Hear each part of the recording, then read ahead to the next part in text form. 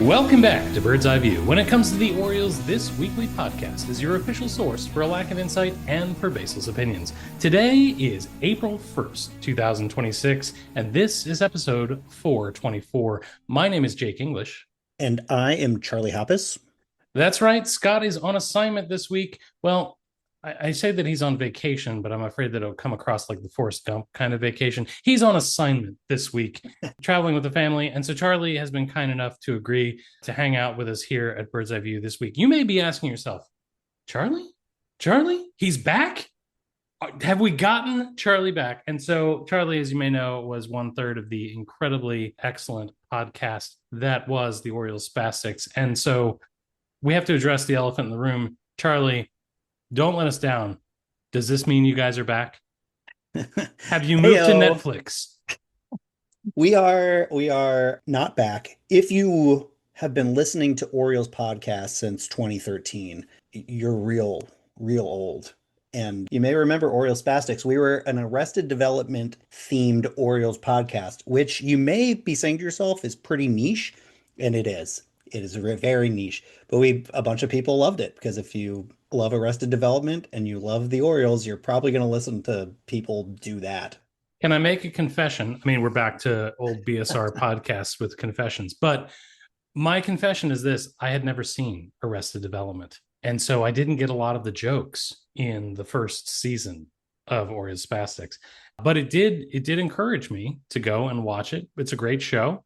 I got a lot of the references that I failed to get, but the three of you guys, actually, beyond the great work that you did with the Spastics, you guys hosted my favorite episode of Bird's Eye View. Scotty and I were both out of town. I was out of the country, and you three took over Bird's Eye View for episode 129, and it is by far my favorite episode of Bird's Eye View. That can't be right. I mean, we were a mess. You have show notes? We kind of had show notes, but mostly it was just Dean with a sound bar trying to keep Chris and I in line. So there's no way. I'm going to go listen. Episode 129. I'm going to go check it out. Well, Charlie, we really appreciate you stepping in to pinch hit. And as is our way here, we're going to go around the bases for the week that was in Orioles baseball. But we're going to do that right after this.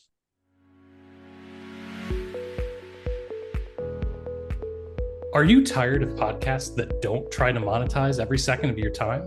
Well, good news. Bird's Eye View is finally selling out. Introducing the Bird's Eye View tiered subscription plan, because your listening experience should feel like a confusing menu of bad decisions.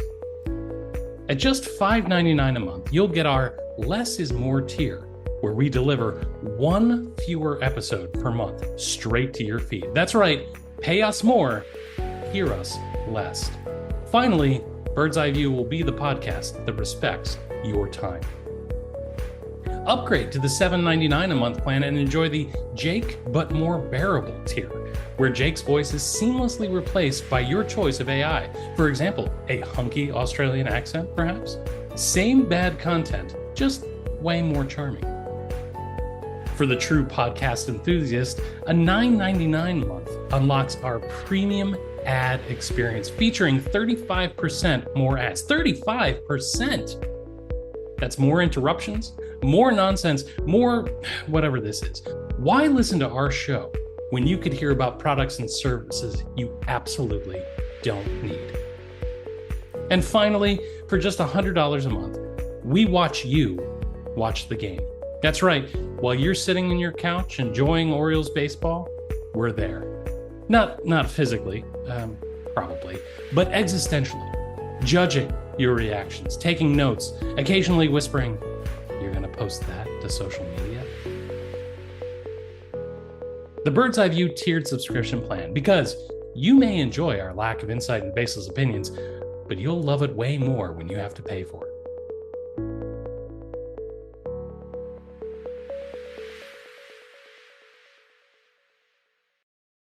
All right, Charlie, we're going to go ahead and we're going to go around the bases. We're going to start at first base. And here I want to talk about whether or not we're overreacting, whether or not we're underreacting. Look, we have 6 games to work with. You're going to hear the phrase small sample size over and over and over again. But I think what it really comes down to is this. I'm trying to be more in emotional control of myself during the 2026 season. So I need you to rein me in at times, or maybe give me a boost, give me a push, and let me know, whether or not I'm over or under reacting. So first, I want to talk a little bit about some of the changes that took place at Camden Yards. Scotty and I were there for opening day, had a great time. I feel like people have talked endlessly about the scoreboard, all that kind of good stuff. I will tell you, first and foremost, the one thing the stadium really, really needed was new sound, and they got it. I was really, really impressed with it. Is that dumb of me? No. The last sound system, when did it even get replaced? It had been overdue for decades. I think that more than the scoreboard, more than anything, it's an important part of the game, the sounds of baseball. You're right. Here's why I'm mad about the sound system. Oh no. Some time ago, I don't remember what year it was, they opened up concerts at Camden Yards for the first time. And I feel like the sound system was not ready for that. And I went to go see Paul McCartney in Oh, 2022. yeah. And if they had done this prior to that, my life would have been better in very many ways.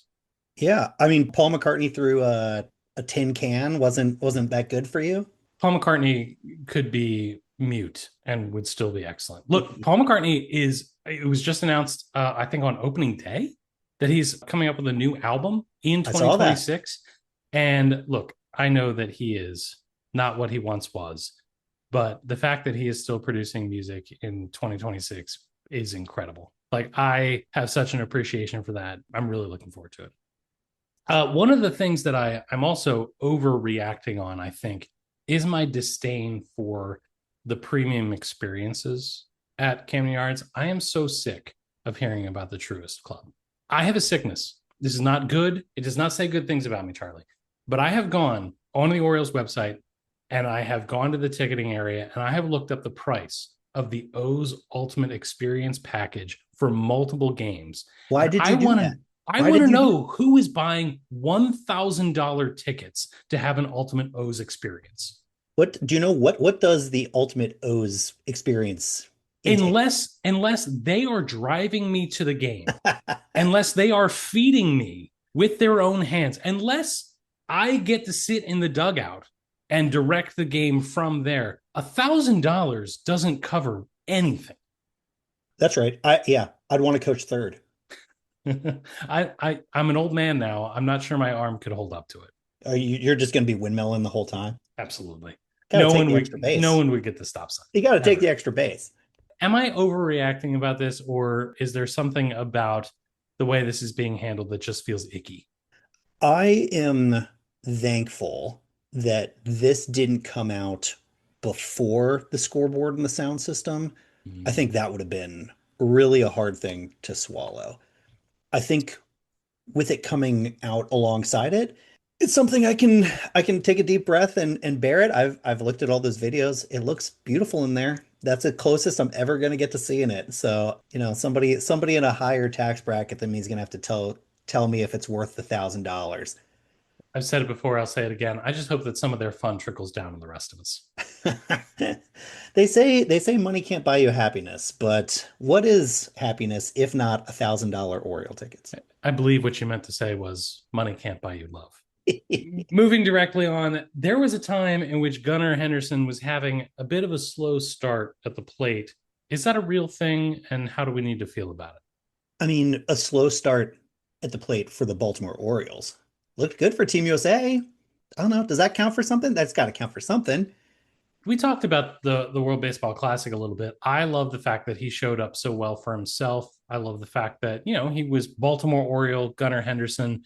I'm not sure anything will reach the levels of the Cap 10, but yeah, I love the format of WBC. I thought that from a geopolitical standpoint, the ending of the World Baseball Classic was just incredible. But to watch Gunnar go and do his thing, being better on the American team at third base at his not natural position than the guys that were brought there to do just that.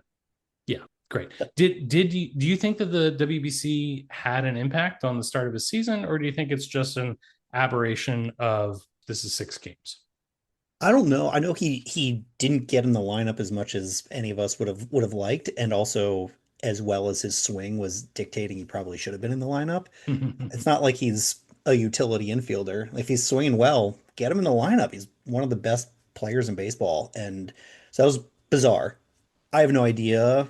I would imagine that anybody participating in that tournament has a really structured regimen from their respective teams about getting in your hacks, but getting in your hacks at game speed is very different than taking swings underneath the stadium in a batting cage. So I don't know the answer to that. I don't know the answer to that. It would be surprising to swing the bat really well one place and have it not translate, and for some reason those things be tied together. I think it's small sample size. I'm going to put you on the record. I'm going to put you on the record. Yeah. Is this a bounce back season for Gunnar Henderson? Oh, I need it to be. Yeah. For my mental and emotional health, it's got to be. Yeah, that's right. Okay, I'll take that. Now, when I started these here show notes, I also talked about a slow start for Pete Alonso. Is that still an accurate statement? No, he had a this is the beauty of small sample size. He had a tough, slow first four games, had a real nice last two games, and his OPS is over 800. Isn't that nice? Just happens so quick. And he didn't get picked off first base in that very hilarious and cute moment. For poor Mets. Poor Mets. One of the things I really enjoy about Pete Alonso is that he really seems to want to make good on this big contract in all the ways. He wants to be a representative of the organization. He wants to be somebody who's in the community. He wants to be a leader on the team, and he wants to be a guy that leads on the field, both defensively and offensively. Watching him in those first four games, struggle a little bit for him, and particularly with the number of strikeouts. I know he wants to make good here. Like, he wants to be good for us. And that in its own way is endearing. I just I also want that for him, right? Like, Yeah, I need that to be the case as well. I agree. I think I mean, the broadcast was actually talking about it today. He's just consistent all the time. Right-handers, left-handers, night games, day games, doesn't matter the month, doesn't matter. He is largely statistically the same player. And I think on a team that is becoming less and yet less a young team, but is still a relatively young team, having somebody that is an established star that does it the same way every day. I got to be honest, I wasn't huge on the Pete Alonso signing. Oh, I really? wasn't over the moon about us getting a slugging over 30 first baseman. Seen that movie and wasn't excited for the sequel, but he's really made me a believer with just the stuff that you're talking about. Visibly on the field, you see him excited for his teammates, talking to people, said all the great things about the city, about the stadium, about the team. He feels like a leader, and the team needs somebody that is a veteran leader that actually does produce. Well, he won me over at his press conference when he wore an orange belt. So, he gets all the points right there. I think that he will look good at the beginning of the contract. I think that it'll be rough at the end of the contract. I just really hope that the first, 2 to 3 years of the contract is an era in which the Orioles do well. I want to have good feelings about Pete Alonso. While we're over and underreacting, where do you stand on Kobe Mayo's defense? It was much, I don't want to say maligned, but it was a topic of conversation before the season started. And then, boy, howdy, the season started. Yeah, I mean, I don't want to overreact. I think I've been hearing a lot of people calling him the next coming of Brooks Robinson. I don't think that that's very fair. I think it's more like a Manny Machado kind of situation. Young guy coming up, immediately the best in the league at his position. Is this overreacting? Taste the I taste don't the happy, Jake. Taste the happy. I don't know how you hand out such faint praise. I mean, come on, live a little. Kobe Mayo is doing the thing with Westberg being out.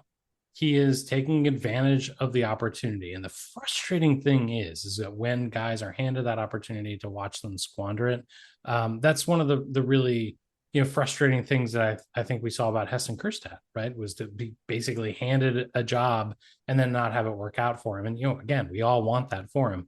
Here is Kobe Mayo basically being asked, hey, patch things together until Westberg gets back, maybe. And here we are, a player who is offensively competent, if not, competent, I'll say. But all we needed him to do was not hurt us defensively. And I think we've gotten that and more. It's an opportunity. As you said, there's not a lot of light creeping through the walls of the lineup. There's at bats that are going to be hard to go around, especially once everybody's healthy. And so to have for a while the everyday position at a position that he has certainly tirelessly worked at in the offseason and spring training. I think Palmer said something like he had never in all his million years of baseball seen somebody take so many ground balls in spring training. I love it. I hope it works out for him. And best case scenario, his bat catches up to his glove, which is a funny thing to be saying about Philippi Mayo. And we've got to find another hot bat to find at bats for when Westberg comes back. So it's a good thing. It's a nice thing that a player like this gets an opportunity that isn't a permanent thing. He has to show himself, and it's cool that he's stepping up defensively so far. It's awesome. Tell me if I am overreacting because I am reacting strongly.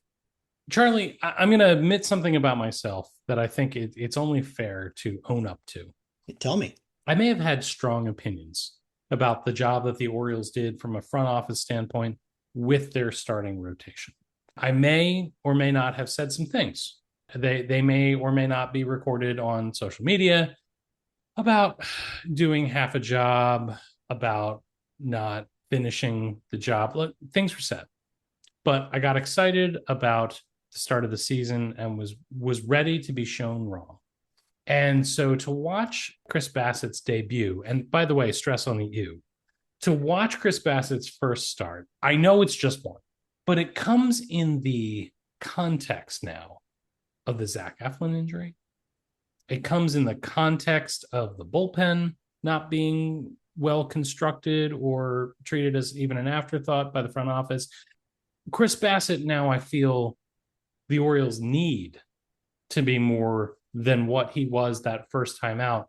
And my heart is full in, oh God, here we go again. It's another Charlie Morton. Oh God, here we go again. It's another, and again, and again, and again, and again. Is it possible that after one start I'm overreacting? Or is the cynicism of my heart right and just? No, you're right. The sky is falling, and this is it. This is the end. That's what I like to hear. That start is we had a good run this year. Thought about how the team would do, but no, I think like you're right. By not fleshing out the starting rotation. I mean, you look around at other contenders and teams that believe themselves to be championship contenders, and you look at their rotations. We have a lot of like, man, if this breaks right, it'll be real good. And that's just not where you want to be in April because it's not going to last all the way through the season anyway. So if you're already like, hey, if everybody just pitches to their potential, we're going to be right there. That's not a plan. That is a wish. That's not great. It's not great to build half your roster on wishes. I would even venture to say that they've made a huge mistake. It's I see Arrested what you did Development. there. Yeah, that's It Arrested. took me a while to get there, but I did see what you did there. It'll be interesting to see again. Obviously, we want him to do well. And it's just one start. And so maybe this is a 37-year-old guy who is not going to go down the Charlie Morton route. Maybe he's not going to sign with the Baltimore Orioles and suddenly be, one of the worst starters in the league. But boy, howdy, it would be nice to see, him rebound from that first start. It doesn't bother me that we do this, that we take sort of like relatively low risk flyers on veterans. I think it's extremely reasonable and a good thing to do. It is should not be plan A. I'm not at all sad that he's here. I think that he will be hopefully fine. I wish we had a wish we had an ace. I wish we had a deeper rotation than we do. And like you said, a bullpen that like I know what's happening in it. For So our Christmas episode, we did a spoof of a Christmas Carol, and I laid out three scenarios. And the scenario where the Orioles signed Chris Bassett was entitled Orioles Meh. And for that first start, man, we experienced Orioles Meh. So perhaps overreacting at Chris Bassett's debut, stress on the ew. How many starts do you give him before you start to work? Three or four. I'm not sure. It's hard to know. You would think like a veteran pitcher, you're gonna know what you get relatively early, but that's not always the case. I don't know the answer to that. Again, I wish we were finding it out with a little bit lower stakes than we are. Yeah, I mean, if it was hidden struggling in a vacuum, I think we would probably give him a longer leash. Yeah. Hopefully he doesn't struggle, and hopefully if he does, it's in more of a vacuum. Hope springs eternal. It's still technically spring. We're good. Everything's fine. Situation normal. Well, here's something I am admittedly overreacting to. I am here for Craig Alvarez. I like the guy. I think he's a good dude. I think he's an impressive baseball guy. It'll be really interesting to watch him leave this club, manage this club. It'll be interesting to see him grow as a manager, as a first year manager. However, I think that the dismissal and the derision of Brandon Hyde last season was too much, too soon, and definitely too intense. And so I ask you, having declared my biases, am I overreacting and being frustrated with watching fans not climb down the throat of the manager for players' failures in a way that they did in March of 2025? I think it's really tough if you're I coach semi-professional ultimate frisbee. The lifespan of a coach or a manager is very, very short. And there's a lot of reasons for that. I think it's one is it's very easy to scapegoat that person, whether it's true or not. I think one of the biggest reasons is, especially in pro sports, it's hard for a message to continue to resonate year after year after year in the clubhouse. It's a hard thing to make have happen. And it's hard to dramatically shift your message because they know who you are. You're the same guy from last year. I'm not saying Brandon Hyde lost a clubhouse. I'm saying that it's just really hard. And this is why like college basketball coaches coach for decades and decades because the team turns over. It's fine for them to have that same energy, that same message and tweak it as they go and still be genuine and feel real to the people that they're leading. I think in professional clubhouses, it's really, really hard to do that and navigate that. It's possible that one of those two things, probably a little bit of both, happened to Brandon Hyde. He was scapegoated for things that were beyond his control. And that team, regardless of what they said about him, did not play last year for him. And that may be pure coincidence. It's something that happens when you've led a team for a while. This is really great insight. I appreciate that. I will tell you that this is also the reason that I exclusively coach people who are shorter than me Right. and are not yet shaving. That's Um, honestly, developed prefrontal cortex is overrated. yeah, absolutely. And I think if Major League Baseball managers could exclusively manage people shorter than them and who are not yet shaving, their outcomes would be a lot better. Um, yeah, maybe the strike zones would be smaller. They would indeed, and they would be managed electronically. But we'll get there. Last thing, again, declaring biases, wondering if I'm overreacting or not. Something that listeners may or may not know about me is that I am very lucky to be the parent of a trans kid, and so every series that we have with the Texas Rangers for me is a pride game.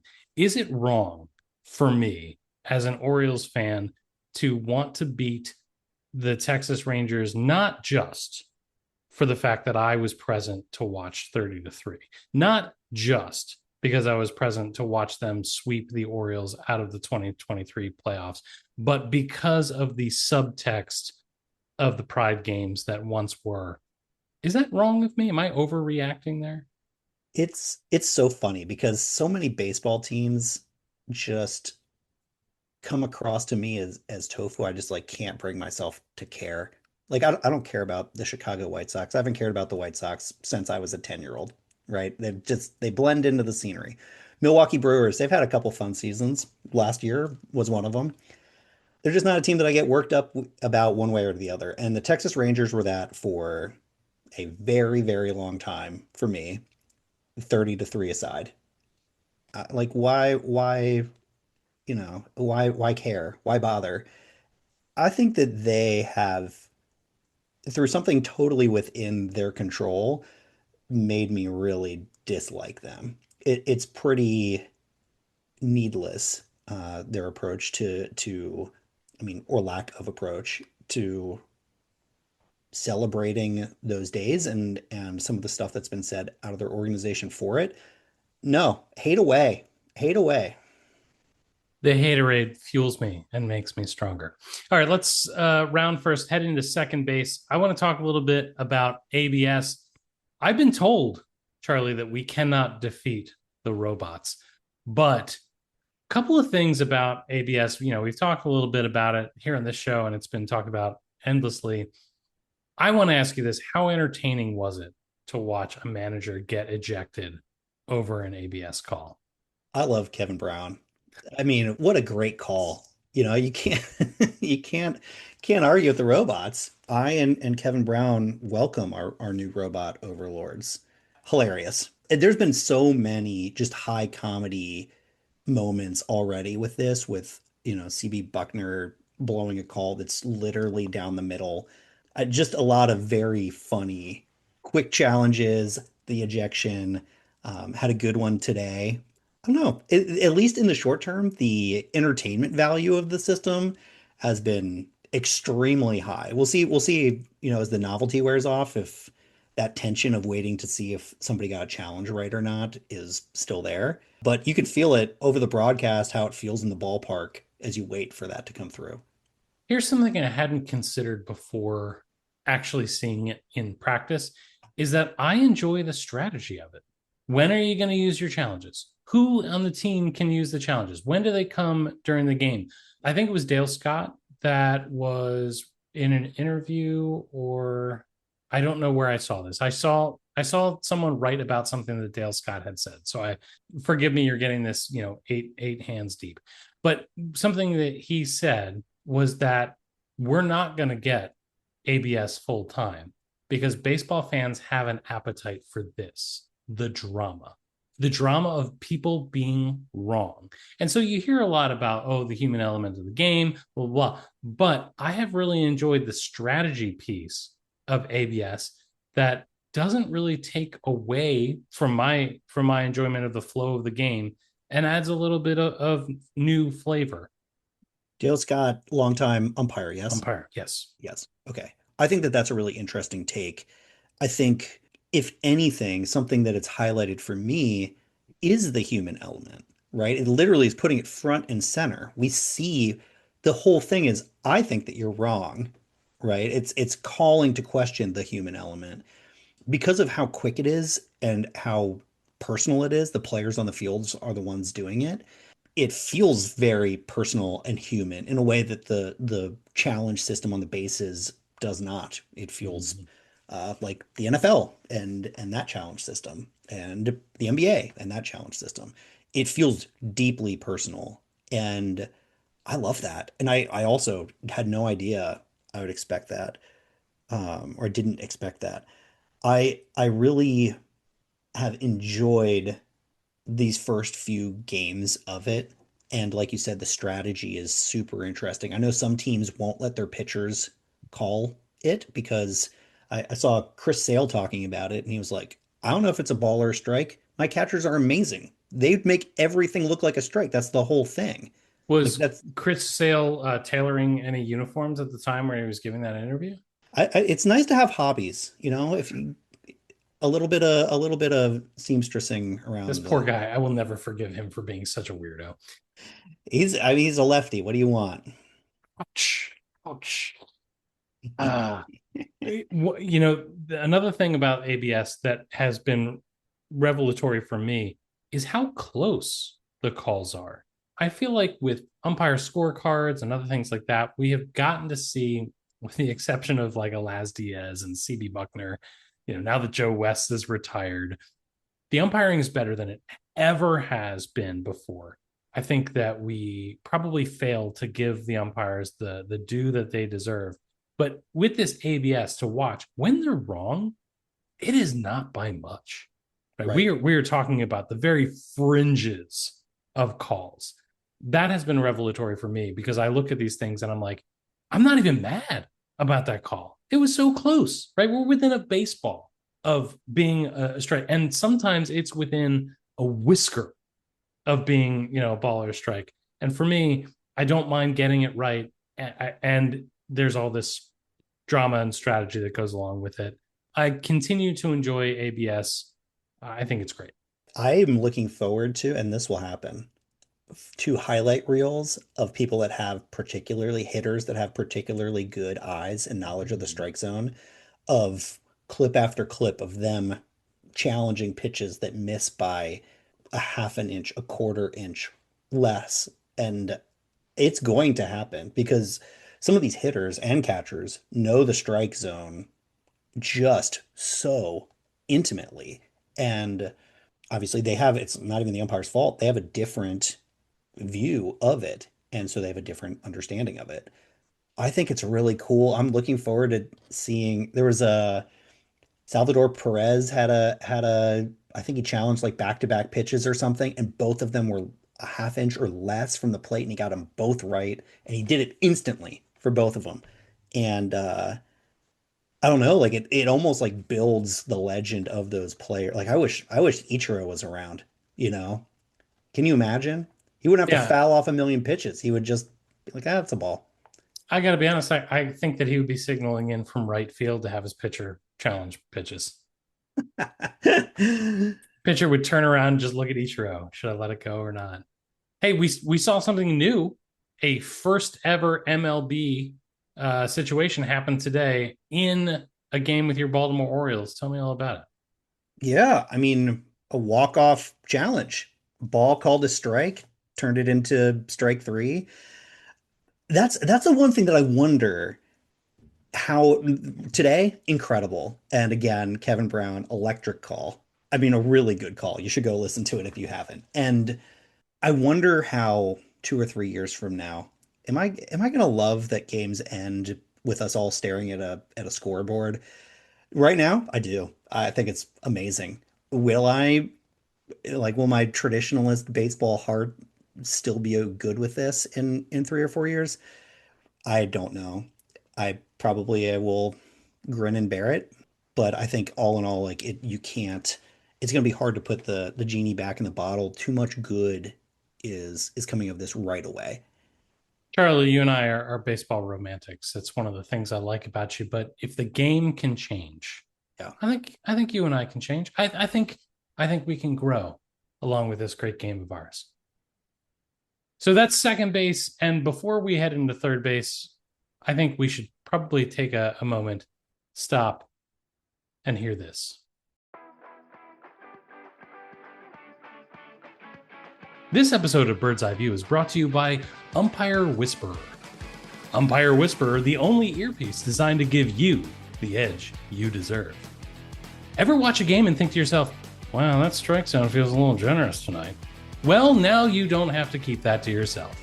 Need a little boost to the odds you bet your house on? Well, with the Umpire Whisperer, you can insert real-time insights into the umpire's ear like, that feels like a low kind of strike game. Or, inside corner's looking pretty juicy there. Or, the next batter strikes out if you ever want to see your wife and kids again. When it comes to fixing the outcomes you've placed unhealthy bets on, Bird's Eye View depends on Umpire Whisperer, and we think you should too. When signing up for the service, just use the promo code BEVCAST to enjoy 13% savings in your first week. Umpire Whisperer, may the odds ever be in your favor.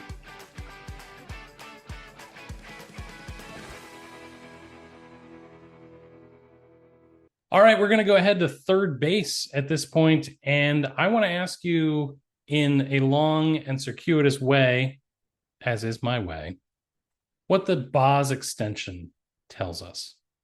I've been beating the Orioles up since 2025 off season. They seem to be improving in a couple of ways. They did the Basayo extension. They signed Pete Alonso to a massive deal, giving him Chris Davis money. They've now extended Shane Baz. What does this tell us about the Orioles? Is this a sign that they are doing the right things, or is this just an isolated incident? It's one extension, Jake. What could it cost? $10? I think with these extensions, it's nice to see signs of life from a front office that, we were the meme with the guy poking with the stick, hey, come on, do something. So to see these things, obviously the Alonso extension being the flashiest, or signing the flashiest, these two extensions I think are more telling almost because we have a lot of young players coming up through. I'd love to see a number of them extended. And teams have been doing these sorts of extensions, these sort of buy low extensions and buying out the rest of arbitration for years. This is the first time we are doing anything like that. And it really feels like we have a modern front office in this one specific way. Feels nice. Feels nice. I would love to see it as we talked about already, as you've talked about ad nauseum. It's really critical that we do this sort of thing in the outside market for pitchers, be that through free agency or through trade, because it's not just going to come up through the draft, especially the way that we draft. But this is something that to me is an overwhelmingly positive sign, and we've seen now three major signs. And we were in on Schwarber. We were in on a number of the free agent pitchers, and I know it's easy to say, and rightfully so. Well, we were in on them. Who really cares? But three things have gotten done. That's nice. It's good to see. I have a really hard time managing my emotion. I know that sounds unusual for me on this program, having a difficulty managing my emotions about it. But on one hand, I am so tired of hearing the Orioles as also rans Yeah. in the pursuit of a player. Or I am so sick of hearing, well, they made an offer because I have been preconditioned over multiple decades of Orioles baseball to know that that offer probably wasn't that enticing. But when you see a Basayo getting an frankly inappropriate offer for an extension, when you look at Shane Baz getting the deal that he did, and let me just stop and say, I think that Shane Baz's floor is a number three pitcher in any rotation. And the money that they're spending for that is pennies to the dollar of what it's worth. It's a great deal.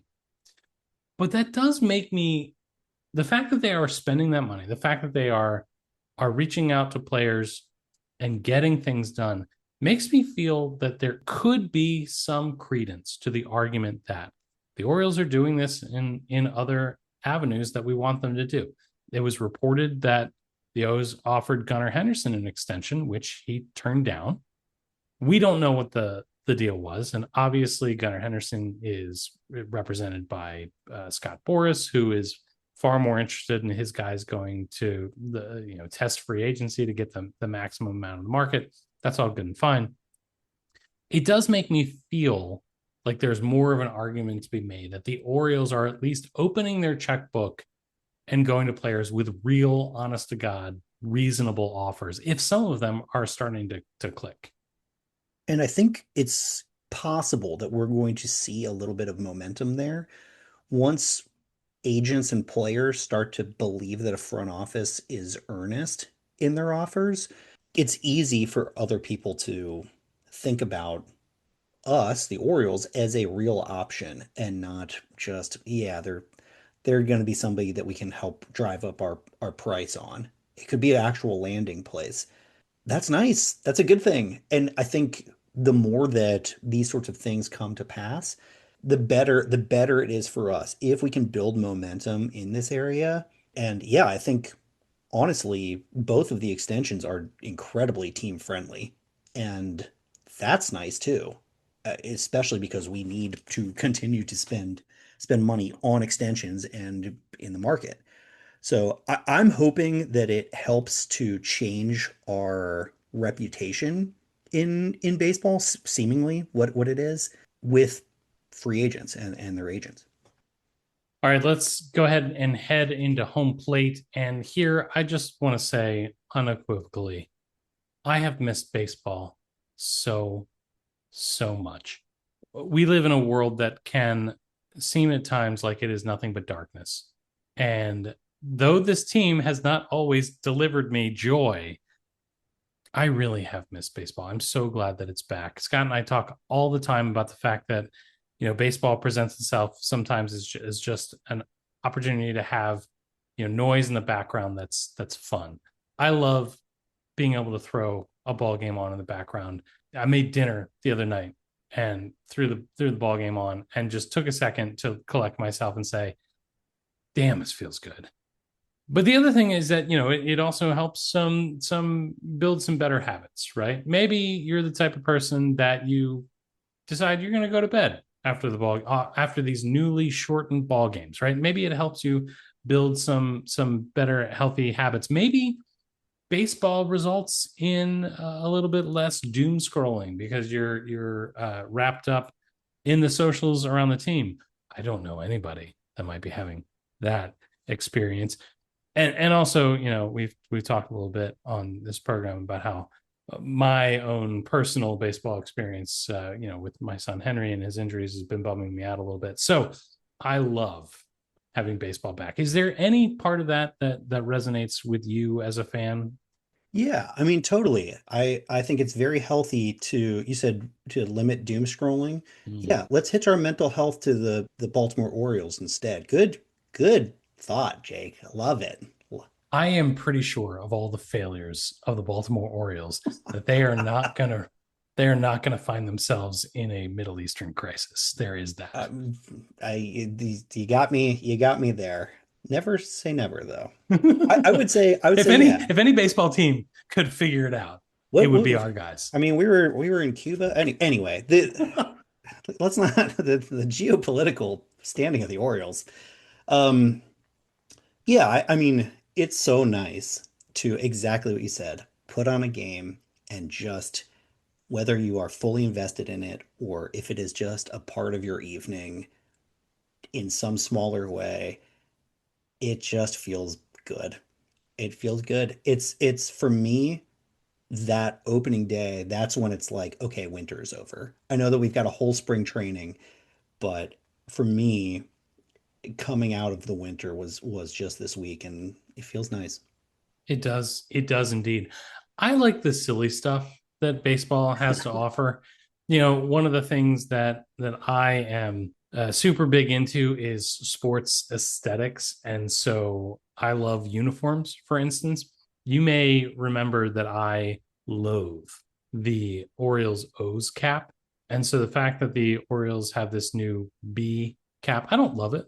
Right? I don't love the B, but I it's better than the O's cap. I will say, if I could just hop up on my soapbox for a second, the Orioles have this incredible cachet of great logos, and instead they had this really boring O's logo, and they've replaced it with this kind of boring, not particularly unique B logo. Like we're Brooklyn or Boston or what have you.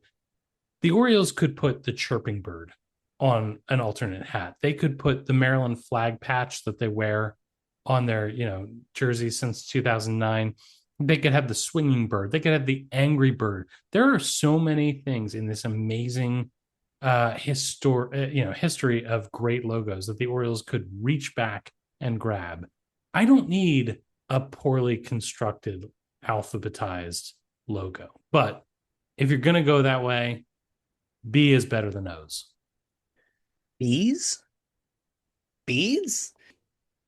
You set me up for that one. I think for me, it's a slight upgrade. The thing that I loved the most was when we moved to Baltimore on our road jerseys a few Mm-hmm. years ago. Mm-hmm. We have had over the history of the team some just incredibly classic designs that have aged really well. And I appreciate that the team from time to time brings those back in ways that feel faithful to the original designs, but also updated. And I think that in a lot of ways, we did that in the early 2010s more than most teams have, and a lot have followed suit since. And so I am happy also about the bees. Have you seen the rumored new City Connect jerseys? Tell me about them. Okay. I don't want to.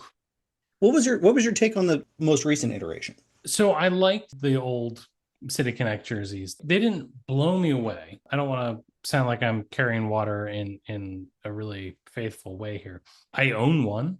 I think they're nice enough. The thing I liked about it the most is that it says Baltimore, right? Just like the away jerseys. And I like the city map pattern on it. I think that's cool. My wife and I, we used to live in Pigtown. She still works in South Baltimore. Neighborhoods are important, and Baltimore is known as a city of small towns. So just that little nod, I love that. I thought that was cool. But I get that a lot of people don't really connect with that, and that's fine. Like, to each their own. Whatever. Nike wants to sell more jerseys, so they want to come up with a new jersey. There's like green on this jersey. It says "Be More" on the front. It's got a bird. I don't know if it's the 1998 ornithologically correct bird, not the old Cal Ripken bird, but the one that tried to sell us in the late 90s. And what is cool. It's got a patch on the sleeve, not to sell T. Rowe Price, but rather it looks like one of the plaques that they put on Utah Street when you hit a home run. Again, all of this has been rumored. It's not official. The uniforms are cream. It's unclear to me whether or not their sleeves are black or green, like the Camden seats. The stitching around the neck looks like inside looks like the bricks at Camden Yards. I'm not crazy about them. The thing is, this sounds terrible. I feel like those rumored City Connects are for old white people. What can we do? That's what it feels like to me. Which the most recent City Connects were explicitly not for that. Yes. I am looking at them now. I just pulled them up. That feels right. I think, as a increasingly older white person, this feels right for me. I would say that the Be More really like it as the main thing on the jersey right across the chest. I do not like it. But I think that that's right. I think that it is a lot of nods to traditional things and some elements that are very Orioles, like we were talking about. I don't think it comes together in a cohesive way. I'm bummed that a City Connect jersey doesn't have Charm City on it. I'm bummed about that. Yeah, that's a great Um, idea. I also feel like they missed an opportunity to have the ass of the pants not have bench slats that read "the greatest city in America."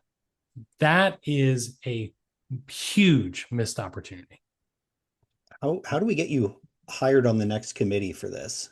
I've asked myself that question forever. But listen, Listeners, please call your congressman. This is the most important thing you can call your congresspeople about right absolutely. There's nothing else now. No, going that's on it. right now. But as we talk about the silly stuff associated with the Orioles, something else I dived into is I stand the dad bod bird. It was a mistake. It was a moment captured in time by a single photo, but the chonky bird lives on. And if there is nothing that Orioles fans cannot rally around here in 2026, why not the chonky bird? The mid 2020s, it's for us thick boys. People love the dad bod. Why not the bird getting on board? In a post-COVID world, I feel like the dad bod bird is all of us in a way. Yeah. No, I mean, it's probably next steps are, grow a beard as your hair starts to come out, so it feels like it migrates a little bit. Keep the jawline. He's still got a good jawline, so maybe he doesn't need the beard just yet. I'm guessing. I don't know this from experience necessarily, dear listeners, but I like the dad bod. It looks good on him. It does indeed. It does indeed. I love the silliness of baseball. I do love the fact that, and I think also the online communities build that too. Every game there's an opportunity for new, just whimsy, and that's a good thing. Another thing that's out there for the minutia is I love the little things about the game. One of the most beautiful things I think about baseball is that we are constantly growing in that game. We talked about we have to grow with ABS. I came across something from actually a youth baseball coach that shared this with me. He said that he was watching Pete Alonso play first base, and something that he noticed that Pete Alonso does is that when the Orioles record a strikeout, they do the around the horn throwdown, and they start at first to third. Pete Alonso invariably collects that throw and steps on first base. And this coach was telling me that the inference that he made is that Pete Alonso is doing that so that there's no way that a drop third strike can fail to be recorded as an out. And so that he has integrated a step on first into every throw he takes around the horn before sending it along. And look, we don't know Pete Alonso very well yet. I'm not, trying to turn him into the saint of Baltimore. But that's one of those things where I look at and I'm like, wow, what a delicious little nugget of factoid about baseball. And if you pay attention for long enough, those things will reveal themselves to you in marvelous and interesting ways. It's the quirks of ball players is the thing that I first fell in love with when I was learning about baseball. Well, first thing I fell in love with was the 1996 Baltimore Orioles. After that, once I started reading more about the sport that I was falling in love with, it was, players in the late 1800s, early 1900s that would pick up, hair clips because they thought a hit was in each hair clip that they found. And, obviously pitchers stepping over the line and the base path on their way off the field. Having something that is this fun quirk, but also, and like ritual, but also has function is endearing. I like that a lot. I had not noticed that. That's really cool. Me neither. And to be honest with you, since I had this conversation with him, I haven't watched a full game, so I haven't seen it in action. But it's one of those things where, like my son Henry, his primary position is catcher, his backup is first base. So that like I went directly to him and I said, well, Yeah. now you have to do this thing, right? But it's just it's the little stuff that I enjoy. So hey, that is around the bases. We've covered 4 topics that were, of course, critical for us to discuss. The next important thing we have to do, of course, is to unveil what is, in this week of Orioles baseball, good, what is bad, and what is ugly. But we'll do all that right after this.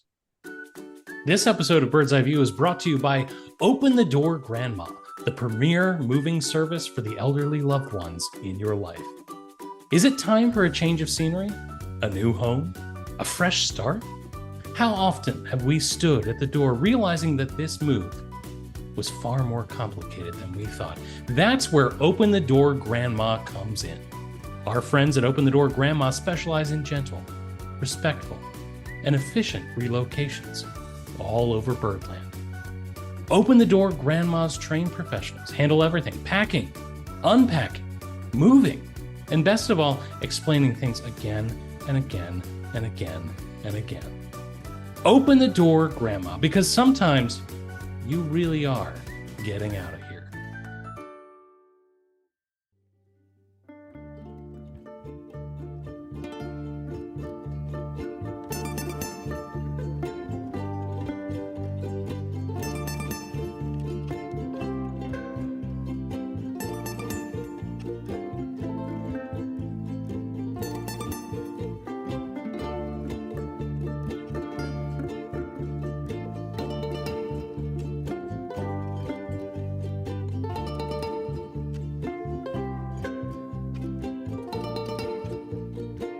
All right, it's that time. It's time for the good, the bad, and the ugly. Charlie, you're a guest here, and so I'm going to open the floor for you. What is your good for this week in Orioles baseball? We already touched on it, so I don't want to spend a ton of time on it, but Kobe Mayo's glove looks excellent, making the easy plays look easy, making hard plays, in some cases, look easy, and making every play you need to make down at third base it's an important thing for us, especially with the way our outfield defense can be. And so having him do something that we've not seen him do before and play a solid third base, that's good. My good for the week is going to go to the reserves. We talked a little bit about Jordan Westberg being out, but also Jackson Holliday not here. And so the Orioles are really passionate together with the reserves, starting in a regular role. And Blaze Alexander and Jeremiah Jackson are holding things together very nicely. I cannot think of very many instances in which the defense has let us down in that regard. I think that Kobe Mayo is good to bring into that discussion as well, but also holding things together nicely at the plate. Again, outside of Kobe Mayo, the bat has been there for Jeremiah Jackson and for Blaze Alexander.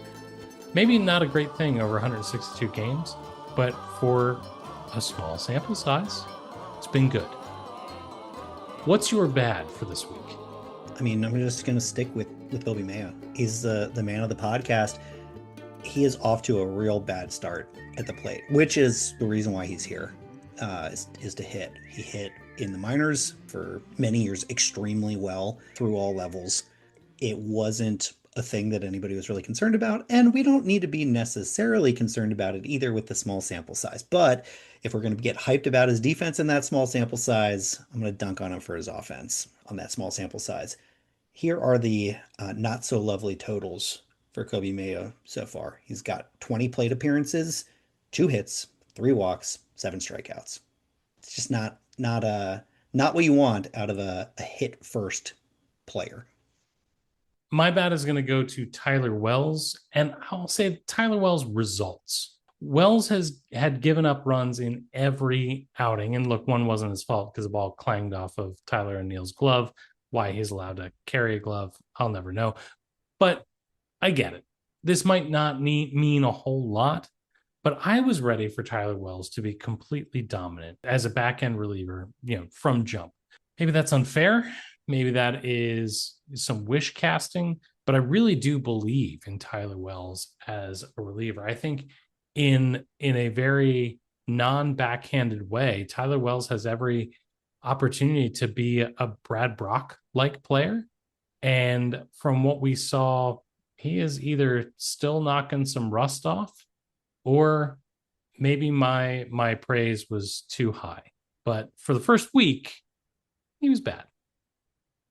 What about your ugly, Charlie? Well, we're talking about gloves. We talked about outfield gloves.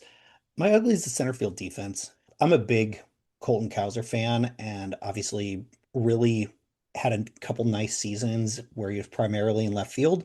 And I mean, that's a hard left field to play. It's one of the harder left fields in all of baseball.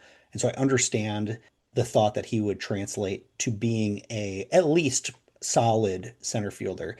That hasn't really materialized. Both the eye test and advanced metrics tell us that he is a below average center fielder, which is tough because it weakens us in 2 positions. Center field is weaker, and left field with O'Neill and others is weaker. So that really hurts. And then we had Dylan Beavers get his first start in center, lost a fly ball in the sun. It happens to anyone, but for the week, my ugly, center field defense.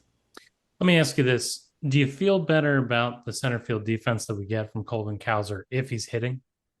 Yeah, absolutely. I mean, you want production out of a spot, and it needs to be some combination of defense and offense. If it's neither, it's just real hard to justify that. Colton Cowser, we just want to love you. We just want to love you. Do one of the things right. Come home. My ugly is going to go to Chris Bassett. Again, I don't want to harp on something we've already talked about, but that first start was not great. It was not good. It was not bad. My friends in Birdland, it was ugly. So there you have it. It is the first good, bad, and ugly of the season for Bird's Eye View. Charlie, thank you for your insights. Thank you for your opinions, baseless or not. We're going to take a quick break. And we're going to come back. And we're going to blow the save.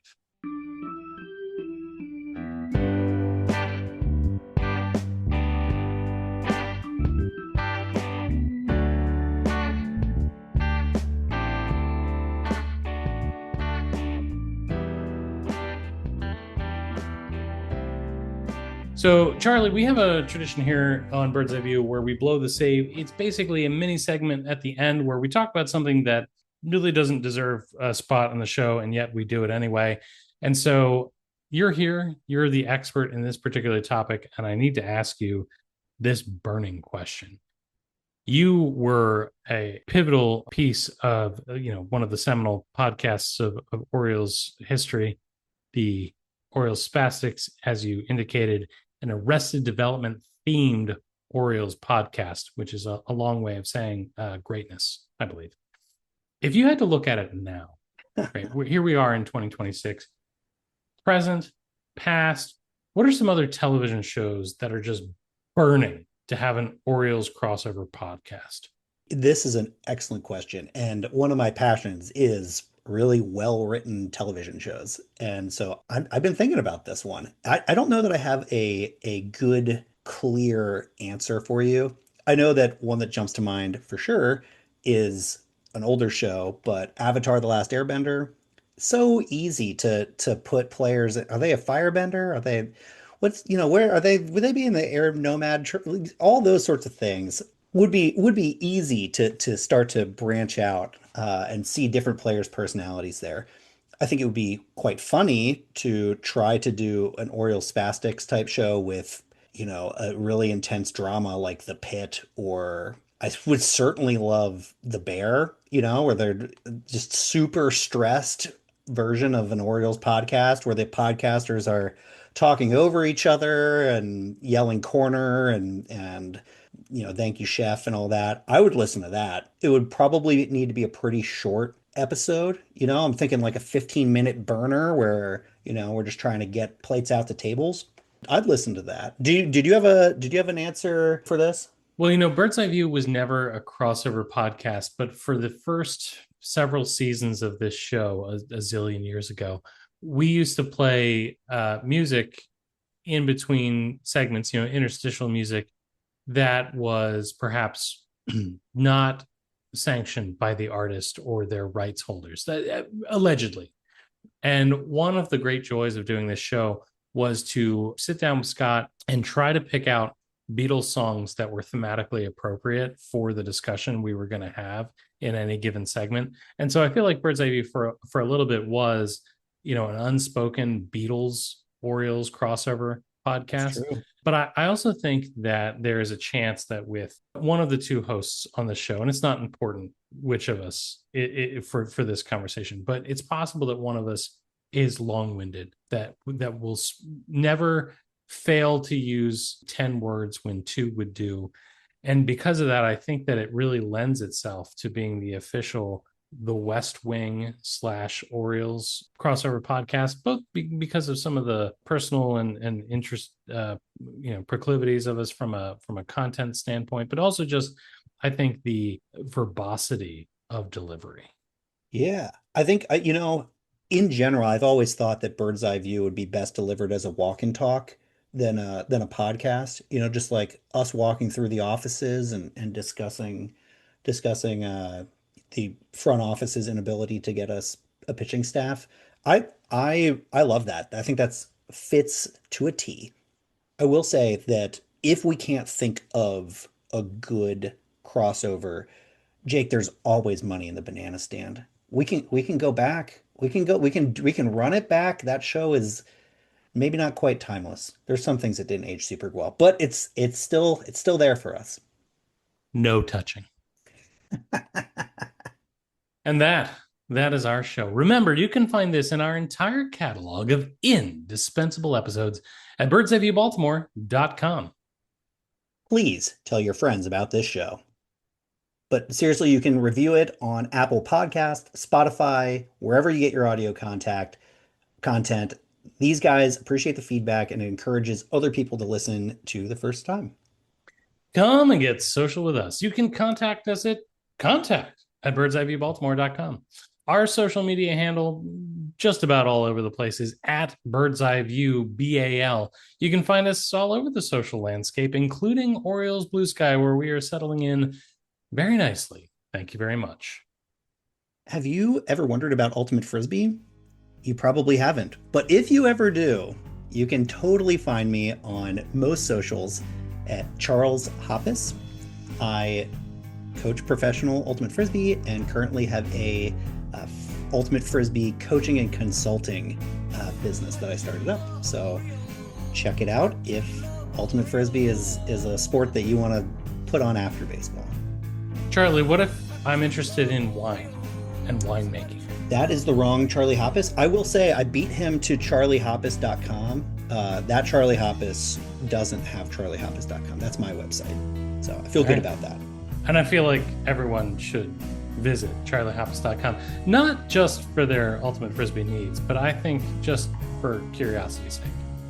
Take a look. And with that, Baltimore and beyond, I'll bid you all a fond adieu adieu.